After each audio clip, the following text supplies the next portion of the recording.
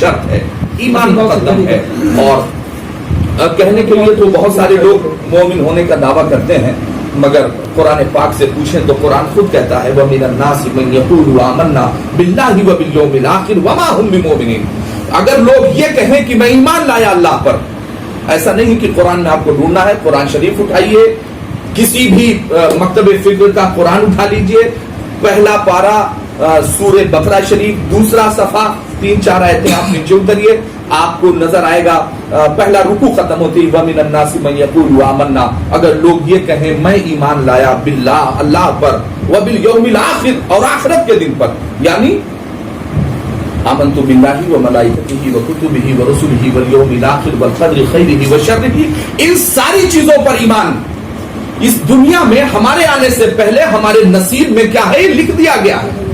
اس دنیا میں آنے سے پہلے مصائب اور مشکلات کو بتا دیا گیا ہے، ساری چیزیں موجود ہیں. اور اس کے بعد آواز پہنچ رہی ہے، ان ساری چیزوں کے بعد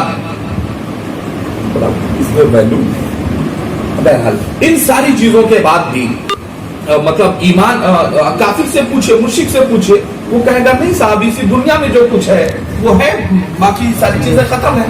مگر ایمان لایا اللہ پر وبالیوم الاخر اور آخرت کے دن پر بھی میں ایمان لایا. وما ہم بمؤمنین، قرآن کہتا ہے ہرگز وہ مومن ہو ہی نہیں سکتے. ایک پروردگار جب ایمان لایا اللہ پر تو کہا جاتا ہے قولوا لا الہ الا اللہ تفلحوا، لا الہ الا اللہ کہنے والا کامیاب ہے، وہ فلاح پا گیا. تو یہاں تو کہا جا رہا ہے آمنا باللہ، قرآن کیا کہتا ہے مومن نہیں. تو جب قرآن پاک آپ کی سمجھ سے باؤنس ہونے لگے، زیادہ ہونے لگے، تو حدیث مصطفیٰ سے ہمیں سبق حاصل کرنا چاہیے اور دیکھنا چاہیے. اب حدیث پاک سے ہم پوچھتے ہیں، حدیث مصطفیٰ ذرا رہنمائی ہماری ہونی چاہیے کہ ایمان اللہ پر لانے کے بعد بھی مومن نہیں، آخرت پر ایمان ہے وبالیوم الاخر، اس کے بعد بھی مومن نہیں. مومن کی صفات کیا ہے، پہچان کیا ہے، جس کے لیے یہ بینیفٹ ہے کہ مرنے کے ساتھ بھی ہے اور مرنے کے بعد بھی ہے. کون سے لوگ ہیں؟ تو حدیث مصطفیٰ صاف لفظوں میں آپ کو بتا رہی ہے لا یؤمن احدکم حتی اکون احب الیہ من والدہ وولدہ والناس اجمعین. یہاں اس چھوٹے سے مجمع میں جو آپ کو ذہن نشین جو باور کرانا چاہتا ہوں، پوری دنیا میں نماز پر جم کر کام ہو رہا ہے، پورے دنیا میں نماز کے لیے کام ہو رہا ہے، روزے پر گفتگو ہو رہی ہے، اعمال اور اخلاق پر گفتگو ہو رہی ہے، جس سے مجمل اخلاق نہیں. ارے صاحب آج بھی آپ کے اخلاق سب سے اچھے ہیں، کردار کے معاملات میں آج بھی آپ اوروں سے بہتر ہیں، پھر کون سی ایسی چیز ہے؟ تو جب قرآن کہتا ہے آمنا باللہ کے بعد بھی مومن نہیں، آخرت کے دن کے بعد بھی مومن نہیں، ایمان کے بعد بھی مومن نہیں، تو حدیث مصطفیٰ کہتی ہے لا یؤمن احدکم، تم میں کوئی اس وقت تک مومن ہو ہی نہیں سکتا حتی اکون احب الیہ من والدہ وولدہ والناس اجمعین، جب تک اپنی جان سے زیادہ، اپنے مال سے زیادہ، پراپرٹی سے زیادہ، اپنے عزیز و اقارب سے زیادہ، حتیٰ کہ اپنے ماں باپ سے زیادہ اپنے نبی سے پیار نہ کرنے لگے، مومن ہو ہی نہیں سکتا. مومن کی صفات ہے. اور اتنا سب کچھ کر گزرنے کے بعد بھی جہاں روزہ، نماز، حج، زکات کی بات ہو رہی ہے، وہاں معجزات نبویہ پر اگر کوئی گفتگو نہ کرے تو اس کا مطلب ہے کہ وہ بے ایمان ہے. اس کے بعد بھی اگر وہ اخلاق مصطفیٰ پر گفتگو نہ کرے، اس کا مطلب اس کے دل میں چور ہے. اس کے اتنے سب کچھ ہونے کے بعد بھی اگر کوئی تصرفات مصطفیٰ پر اگر کوئی گفتگو نہ کرے، صرف حضور کے پھٹے کپڑے پر بحث کر رہا ہو، صرف حضور کے پتھر کھانے پر بحث کر رہا ہو، صرف حضور کے لہو لعان ہو جانے پر بحث کر رہا ہو، صرف شیب ابی طالب ہی بیان کر رہا ہو، اس کا مطلب یہ ہے کہ وہ اپنے فائدے کی چیزیں تو لیتا ہے جس سے وہ اپنے مسلک کا ڈیولپمنٹ تو کر سکتا ہے، مگر مذہب کا فائدہ وہ نہیں کر سکتا. مذہب کا فائدہ کون کر سکتا ہے؟ جو مومن ہو. اور مومن کے لیے صفات یہ ہے، مومن کی صفات یہ ہے اس کے دل میں اللہ و رسول کا خوف ہو، اہل بیت اطہار ہوں یا خلفائے راشدین ہوں، صحابہ کبار ہوں یا بزرگان دین ہوں، کسی کے خلاف وہ کبھی بے ادبی نہ کرتا ہو. اور یہ خاصہ الحمدللہ اہل سنت والجماعت ہی کے پاس ہے. ہمیں جس کا جو درجہ ہے جس کے جو فضائل ہیں، جس کے جو مناقب ہیں، ہم نے بیان کیے ہیں. اور آج کی اس محفل میں یہ قرآن کہتا ہے فَاعْتَبِرُوا يَا أُولِي الْأَبْصَارِ، عبرت پکڑو اگر آج رکھتے ہو. یہی ہمیں اپنی دعاؤں سے نوازنے والے، ہر قدم پر ہم سب کی سرپرستی کرنے والے الحاج شبیر صاحب کی آج برسی ہے. کل کو ہماری باری ہے، پرسوں کو کسی اور کی باری ہے. جتنے لوگ آئے ہیں سب کو کل نفس ذائقۃ الموت کے تحت مزہ چکھنا ہے. مگر اس موت سے پہلے، جیسے ہائی اسکول انٹر سے پہلے ہم تیاری کرتے ہیں، بچے سے پہلے ہم تیاری کرتے ہیں، عالم فاضل کے پیپروں تیاری کرتے ہیں، اس طرح سے ہمیں بھی تیاری کرنی چاہیے. اور جو کام آج شاہد بھائی، ان کے برادران نے، قاری رضا اشرف صاحب نے، محترم جمیل صاحب نے، ان ہمارے معزز افراد نے جو یہ کام کیا ہے، وہ صرف اپنے ابا کے لیے نہیں کر رہے ہیں، وہ اپنے لیے بھی کر رہے ہیں، کیونکہ ان کا بیٹا بھی بیٹھا ہے. اگر آج آپ اپنے باپ کو یاد رکھو گے، کل آپ کا بیٹا بھی آپ کو یاد رکھے گا. بڑی مشہور وہ بات ہے کہ بڑھاپے میں ایک شخص نے اپنے بیٹے کو ساتھ لیا اور اپنے باپ کو کہا یار بار بار کھانستے ہو، وائرس پھیلتا ہے، چلو تمہیں آج جنگل چھوڑ کر کے آتے ہیں. گیا، ایک کمبل دیا تو اس کے بچے نے، ننھے بچے نے اس کے کمبل کو اٹھا لیا اور اس سے کہا کہ ابا اسے 2 حصوں میں تقسیم کیجیے. کہا بیٹا پراپرٹی سے بے دخل کر دیا، سب کچھ انہیں کا تھا، میں نے بھگا دیا، اور آج ایک کمبل تم ہم سے بھی 2 ہاتھ آگے نکلے، ایک کمبل نہیں دینے دے، بلینکٹ نہیں دینے دے رہے ہو یار، جنگل میں چھوڑ رہا ہوں. تو اس نے کہا نہیں ابا 2 حصے میں اسے تقسیم کر لیجیے، ایک حصہ گھر حفاظت کے ساتھ رکھیں گے. ارے بیٹا ہم سے بڑے کنجوس نکلے. کہا نہیں ابا کنجوس نہیں، میں سبق حاصل کر رہا ہوں. فَاعْتَبِرُوا يَا أُولِي الْأَبْصَارِ، عبرت پکڑو اگر آنکھ رکھتے ہو. اس بچے نے کہا ابا آج آپ کے ابو بوڑھے ہیں تو جنگل میں چھوڑا ہے، آدھا رکھوں گا، کل آپ کو بھی تو بوڑھا ہونا ہے، وہی آدھا دے کر آپ کو گھر سے میں نکال دوں گا. آپ عبرت پکڑیے. جنہوں نے فاتحہ، ایصال ثواب اور درود کی محفلوں پر جنہوں نے آبجیکشن کیا تھا، میں ریسرچ اسکالر ڈاکٹر اسرار احمد کی بات کر رہا ہوں، پوری دنیا میں سنا جاتا ہے، سنی جماعت کے نہیں ہے وہ، مگر سوشل میڈیا نے بہت سارے بہروپیوں کو سامنے لا کے کھڑا کر دیا. جو پردے کے پیچھے کچھ اور کرتے تھے، سامنے کچھ اور، پردے کے پیچھے کچھ اور کرتے تھے. ڈاکٹر اسرار احمد کی قبر پر تختی لگانا اگر درست ہے تو گنبد خضرا بنانا درست کیسے نہیں ہوگا؟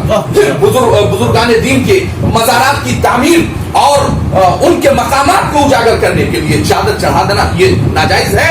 اور ڈاکٹر اسرار احمد میرے موبائل میں موجود ہے، ڈاکٹر اسرار احمد کی قبر پر پوری دنیا میں جن کی تقریر سنی جاتی ہے، کبھی موقع ملے گا تو سنیے گا، پوری قبر ہمیشہ پھولوں سے بھری رہتی ہے. امام الوہابیہ مولانا اسماعیل دہلوی، جن کی بنیاد پر پوری دنیا میں تفرقہ پھیلا، جس نے کتاب التوحید کو یہاں لا کر کے تقویۃ الایمان کا ترجمہ کر کے اور پورے ملت اسلامیہ کو تباہ و برباد کر دیا.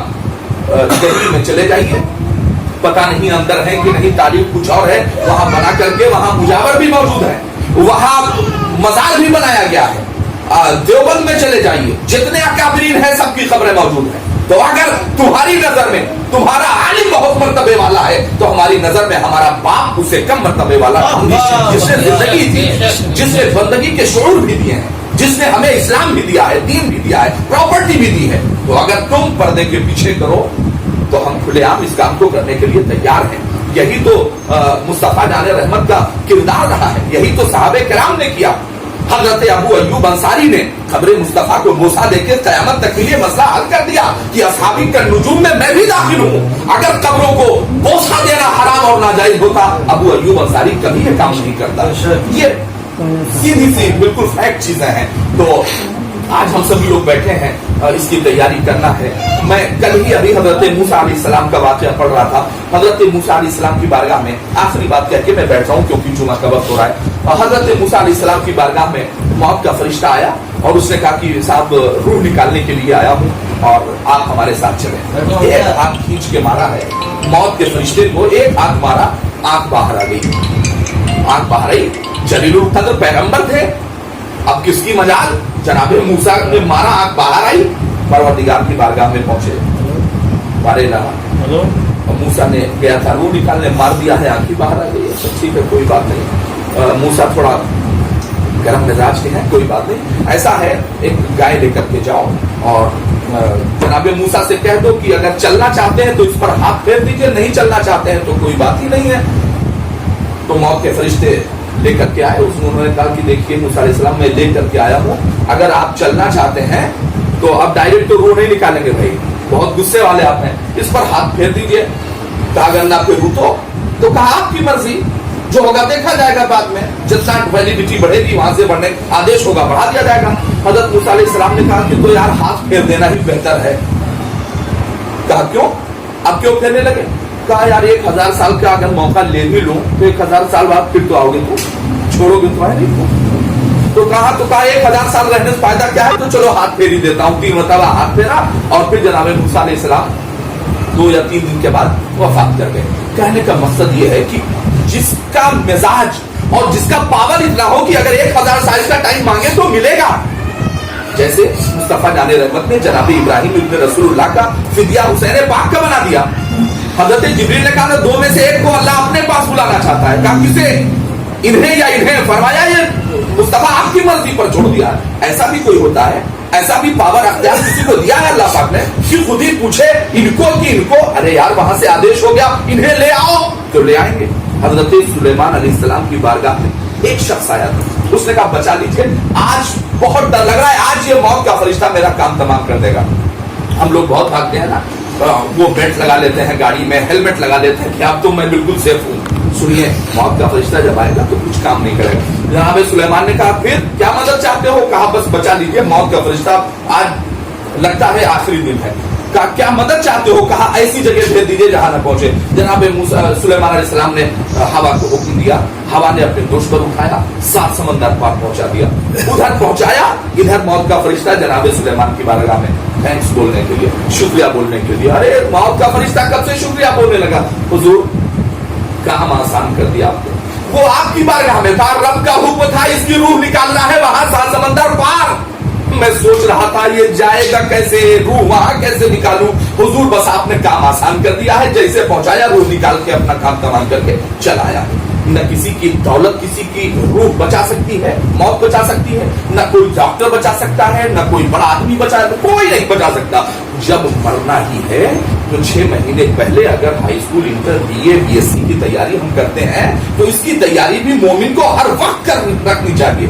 और उसका सबसे अच्छा तरीका ये है कि दिल में अल्लाह और रसूल की मोहब्बत होगी, बुजुर्गान दीन की मोहब्बत होगी। खुदा की कसम हर वक्त मौत से कभी सुन्नी इसलिए नहीं करता, मौत मेरे आका की दीन का बहाना है। अभी मौत हुई, सरकार के चेहरे वज़ुहा की ज़ियारत नसीब होगी। इस ईमान और यकीन के साथ अगर हम जिएंगे तो हम फिर दुआ करते हैं रब्बना इग़फिर लना, कि अल्लाह अल्लाह शफीर साहब की मग़फ़िरत फरमा दे। कुरान पाक की इस आयत करीमा के तहत वली इख़वानिना अल्लज़ीना सबक़ूना बिल ईमान, हमारी भी मग़फ़िरत फरमा दे और मरहूम की भी मग़फ़िरत फरमा दे। ईमान के साथ तशरीफ ले जाने वाले इस खानदान से जितने आइज़ा यहाँ तशरीफ फरमा है, सबके खानदान से जो लोग अब तक इस दुनिया से कूच कर गए, अल्लाह सबकी मग़फ़िरत फरमाए।